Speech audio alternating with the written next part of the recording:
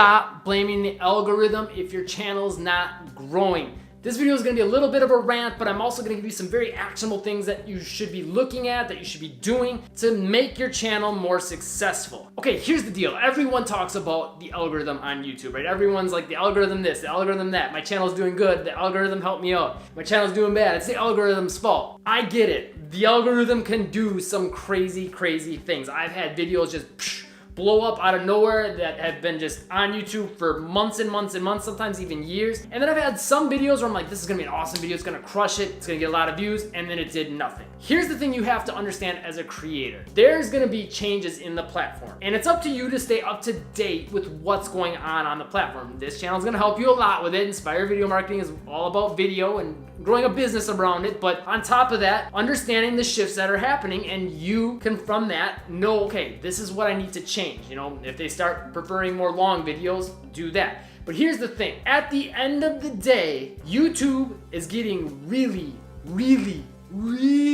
good at just finding good content and putting it in front of the right people. You know this now. I just told it to you, right? So use it. That is the key to growing your channel. That's what the algorithm's gonna be doing henceforth. I do not see this changing ever again. You can't game the system on YouTube like you used to be able to by stuffing keywords into your description, your tags. If that's your strategy, get rid of it. I'm not saying to not search engine optimize and use good tags and descriptions that, you know, fit what your video is about. Those things are all important, and down in the description down below and in the comments, I'll have pinned a video that will show you how to search and suggested engine optimize your videos. But at the end of the day, there's no more important factor now in those algorithms, in search, in suggested, than one, what your video is about, but then two, how good the video is. And you need to understand that if you want to grow on YouTube and you think you're putting out good videos, either A, you're not matching up what that video seems like it's about to what the audience is that will actually enjoy it. So if you're not getting that optimization right for the right terms that that audience is looking for, that could be an issue. But even then, YouTube's getting a lot better at figuring out what a video is about despite what you put in the title, the description, and the tags, and eventually they'll figure out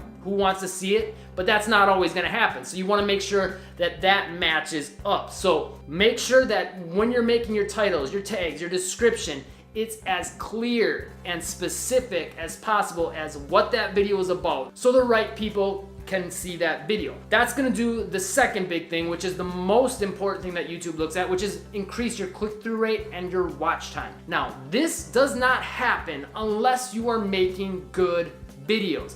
If you're not growing on YouTube, the problem is simple. You're just simply not making videos that people are finding enjoyable, that they're finding enticing. So you can't really blame the algorithm. It's based on how much people are clicking through and then how much of the video people are watching. Now, a quick hack for you is typically if you can make a video that's a little bit longer, you have a better chance of getting more watch time, which is generally gonna be favorable to you. So that's one little hack you can make. I don't see this being a thing forever and ever.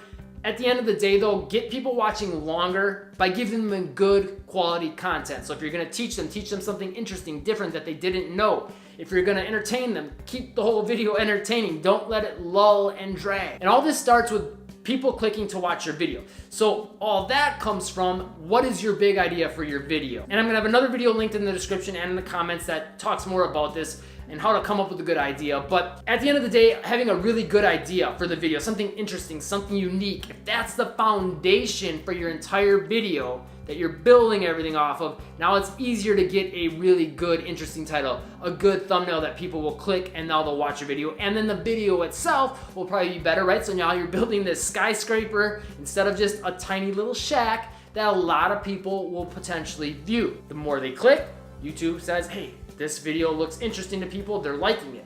The longer they watch, boom, YouTube's gonna say to themselves, okay, yeah, this video is quality, people are enjoying this, and they're gonna find the right audience. They're gonna work more for you to put that video in the algorithm in front of people that they think would be interested in it, and find more and more and more people that will be interested in it. So now with that high click-through rate and that high audience watch time and retention, you're gonna get videos that have the chance to show up more in search, suggested, and in browse, where you can blow up really, really quick, which is basically the home feed. And they show this all to you in the funnel that they basically have as part of your analytics. Now they show you your audience retention report so you can figure out what's working, what's not on your videos, what people are resonating with. They show you your click-through rate on your videos. So if 100 people see your video and one person clicks, that's 1% click-through rate. They show you all this data on the dashboard so you can get a really good understanding of what you need to work on, what's missing. Is your click-through rate bad? You gotta work on that title, you gotta work on that thumbnail.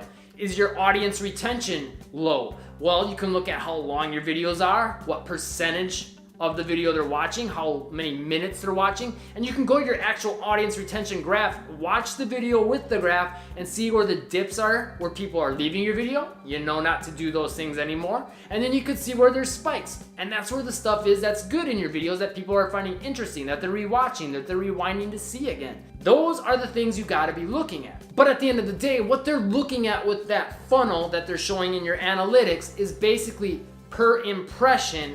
So an impression would be when someone's scrolling through on the YouTube app or on the desktop, that when someone sees your thumbnail or your video to possibly click and watch, that's an impression. When they see it for at least 1 second, that's considered an impression.